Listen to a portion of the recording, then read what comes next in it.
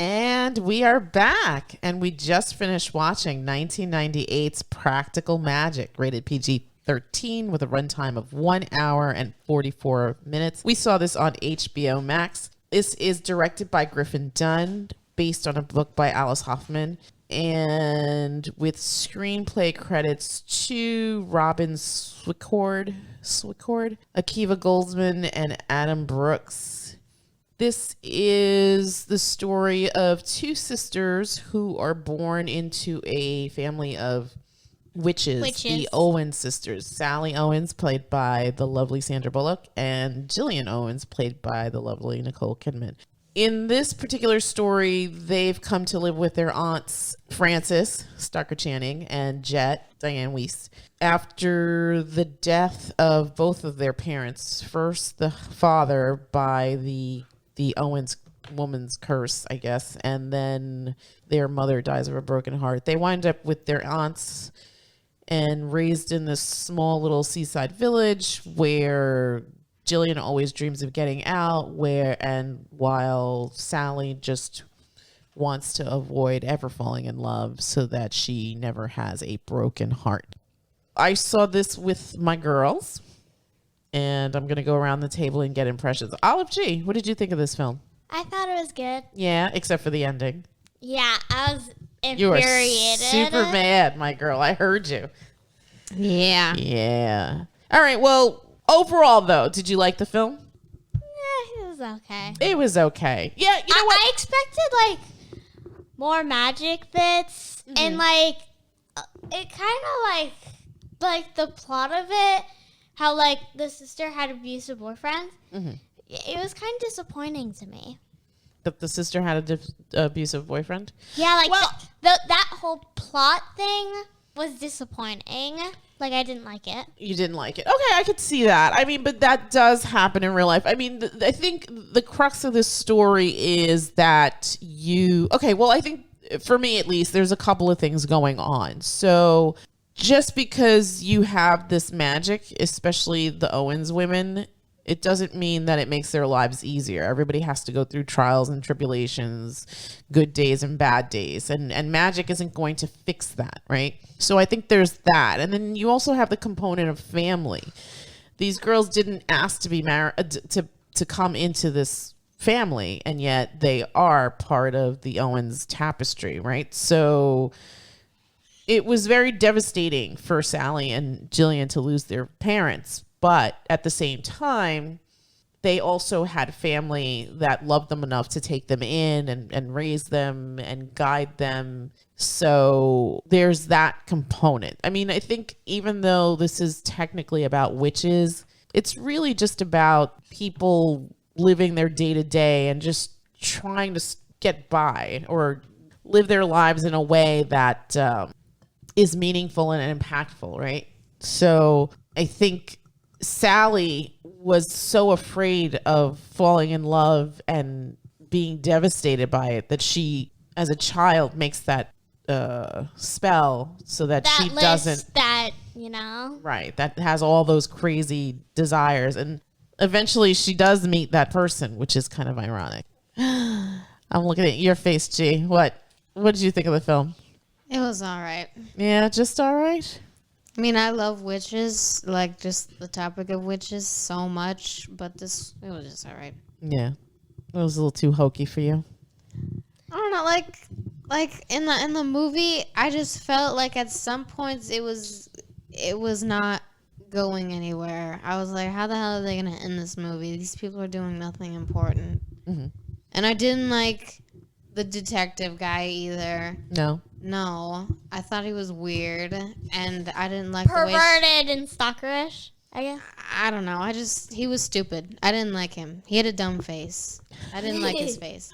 And oh my God, I had the biggest crush on Aidan Quinn. He's ugly. He was the biggest crush on everyone. You can't talk. That's true. I hated the way she acted around him. So weird. Stupid.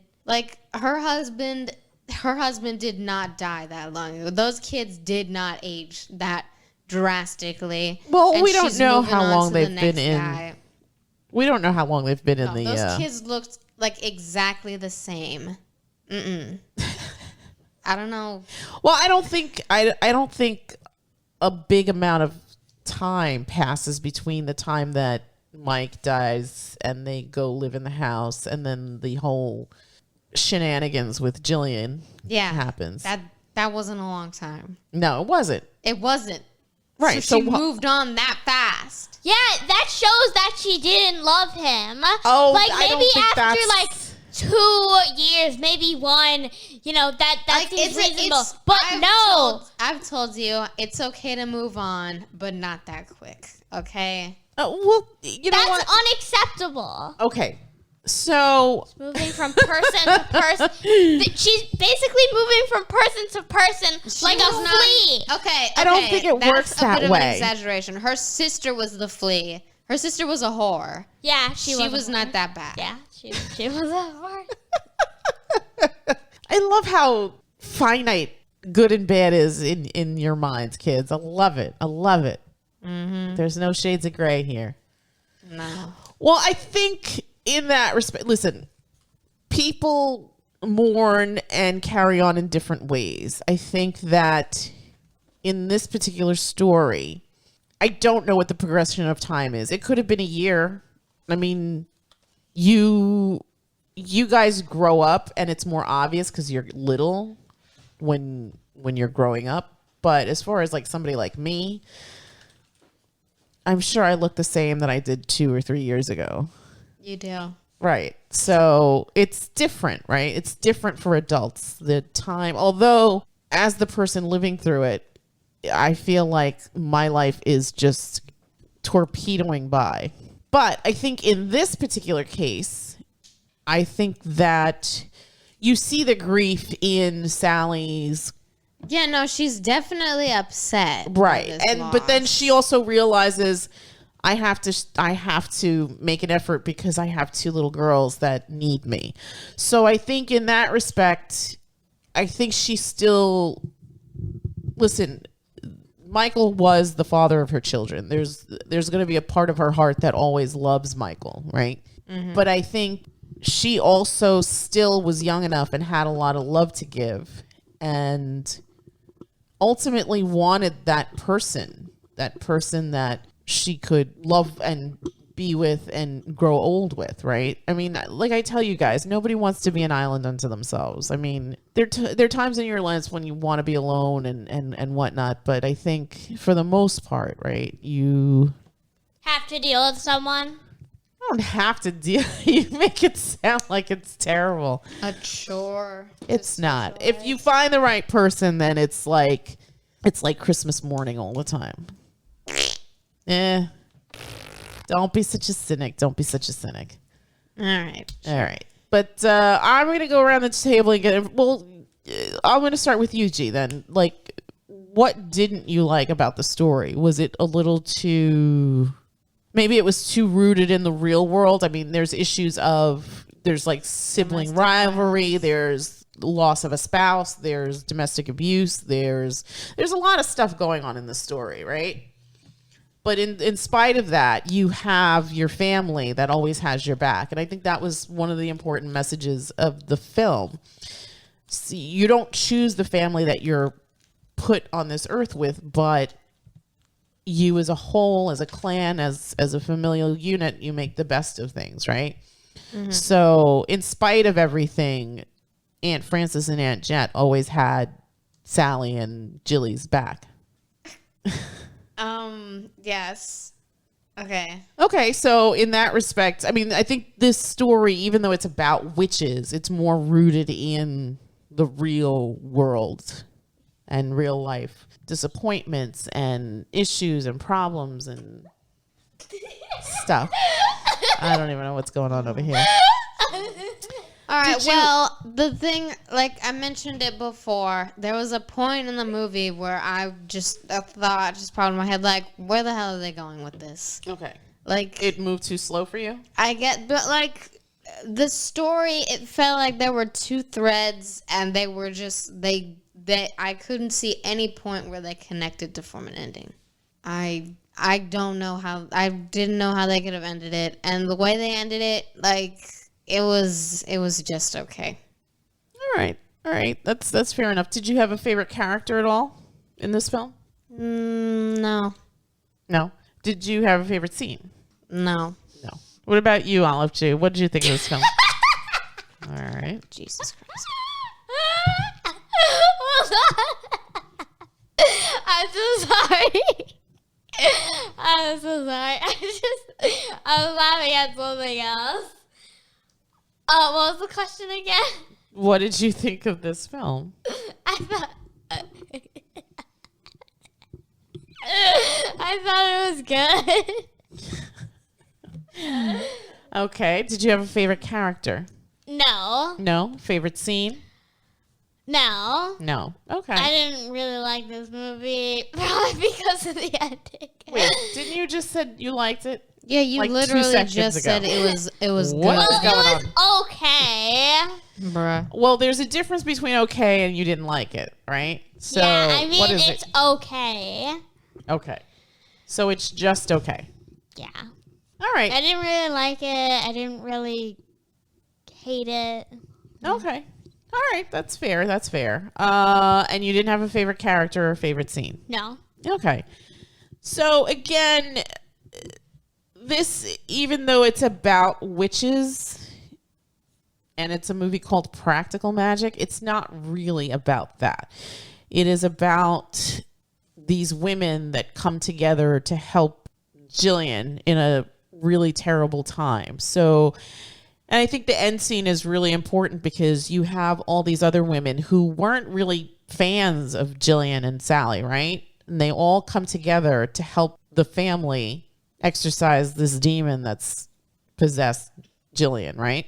So in that respect, again, this film isn't about witches. It's about women helping other women, about family, about the loss of a spouse. It's about learning to embrace your differences. I think that's a really important thing. And again, it's about the family that you are born in, but also Stop.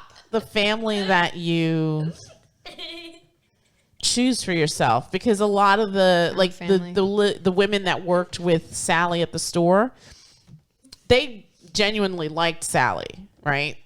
They were there for Sally and her moment of reaching out for help. Well, she was reaching out for help for her sister, right? She wanted to fix what was going on with Gillian, because that was her most important relationship to that point, right? Well, one of her most important relationships. She also has her daughters, right? But I think that was really important, that they wanted to help, but then they needed more. So then Sally got over herself or whatever and just reached out to these other women, and these other women came because it was important. They came from a place where they understood that someone was in a bad spot, meaning Gillian. She was the victim of an abusive relationship. I think Olivia's laughing because she loves domestic violence. God, I hope not. No, I'm not laughing because of that. I'm laughing because of something else. All right. I'm going to get numbers from you guys. G, 1 to 10. What would you give this film? Probably like just a 5. This is just average for me. Yeah. What could have made it better? I don't know. Maybe just like. Because you Like seemed really into it in the beginning. Yeah, it seemed like it was going to be good. Like at the beginning when those stupid kids were throwing rocks at them, I thought, all right, maybe this is like how one of the sisters just becomes evil. And I thought that there was potential here. And then, I don't know. It's like she leaves and then the other girl gets with that guy. They have kids. He dies. She gets in some weird relationship. I don't know. It just felt kind of all over the place. Okay. I mean, yes and no. I mean, again, I think that this movie isn't, I mean, yes, they're witches, but this is, witches is sort of like an afterthought. That I mean, also it's bothered me. really? I love witches. Okay.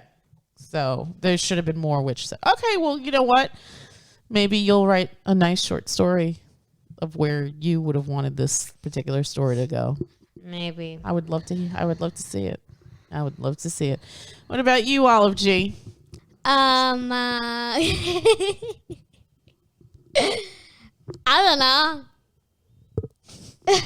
Wait, what? 1 to 10. What would you give this film? Okay. I give it a 5. A 5 as well. Okay. What would have made this better for you? Probably like the ending, like if they fixed that. And also like I didn't, you know how I said in the beginning I didn't like the plot. Like maybe if they changed it to something else, like witches fighting witches or something. Oh, You know? so you wanted to see a different movie as well. Okay. Yeah. Well, maybe you'll write a short story with that as well. Absolutely not. I don't think I have the brain cells to do that. I think you do. I think sometimes you just get a little lazy. Yeah, the weekends are for laziness, not for doing much. All right. Fair enough. Every day for you is laziness, Olivia. Every day when I'm not doing something is usually laziness. All right. We're coming towards the end of September, and we're getting into the month of October. So I wanted Hocus to. Pocus 2 is coming out on the 30th. I can't believe you want to see that, but whatever. Looks interesting. I guess we can watch it. Again, I really enjoyed this film. I think it's lovely. It's sweet. It's not Citizen Kane by any means of the imagination, but I think the themes in this are really well done, and it doesn't. This is a film that has a message, but it doesn't really blast you in the head with it. I think it's very subtle in its messaging, and I think that the performances were fantastic. This was a great vehicle for Sandra Bullock and Nicole Kidman, and to a lot of extent to Stockard Channing, who I think is more of like a theater actress, but also does film, and Dianne Wiest. It was nice to see Aidan Quinn in this, even though my daughters didn't like his character very much. That was the cop, Gary. I know. Yeah. I've ever having seen that guy. Yeah. Oh my God. I had the biggest crush on him. There's this movie called Reckless. No one cares. Oh my God. What do you mean no one cares? He was so hot in that. Gee, you don't know what's good. That guy, the way he looked, He was so hot in that. You don't know. He had like a Mickey Mouse hairline. Oh my God. You're A Mickey crazy. Mouse hairline. You're crazy. I mean, Stop it. at the beginning, that's all you can see. Terrible. You know what? I'm going to put a spell on you. You're going to fall in love with a guy that looks just like Aidan Quinn. You friggin' wish. I think, again, it's not the strongest writing. It's got a couple of holes here and there. It's not a perfect film, but I think it's one of those films that's solid, that is entertaining, that has really good themes throughout. And I think the beauty of it is that it's subtle. It doesn't, again, it's not jackhammering stuff into the audience. But if you sit and really think about it, again, I feel like witches, even though they're witches and that's a big component of their identity, it's not the main focus of the story here. Again, I think it's women, family coming together and just helping each other. And even the women in the town, again, it's like your extended family. You live in this town, you know these people. A lot of them weren't kind to Sally, and yet Most of them. No, right. All of them. But still, I mean, it's a testament to that in her time of crisis, one of them set aside. One of them said that they just wanted to see her house. They didn't give a crap about her. And you know what? I think that's. I think there might have been something to that, but I think also underneath that is the desire to help, right? Because that's who we are as women. We nurture and we rise to the occasion of the calling, right? When someone's in trouble, that's what we do. We help. We come together as a community. And I think that this is no different, even though they weren't friends and they weren't biological family.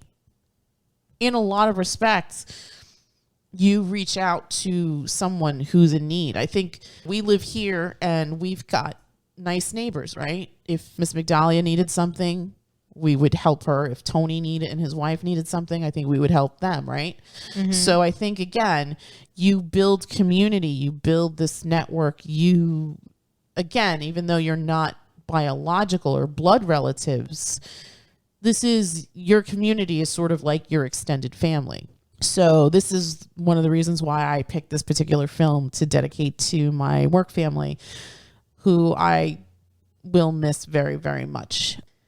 I'm going to give Practical Magic I'm going to give this movie a 7.5. I think, again, it's one of those movies that it's a lot better than people give it credit for. And I think you guys may not have appreciated now, but maybe in 5 or 10 years, if you go back to this and really give it a chance, I think that how you feel about this film then will not be how you feel about it right now. I think that's the thing with life. You have experiences and they change you, and hopefully you mature and learn every day something, even if it's like a little thing.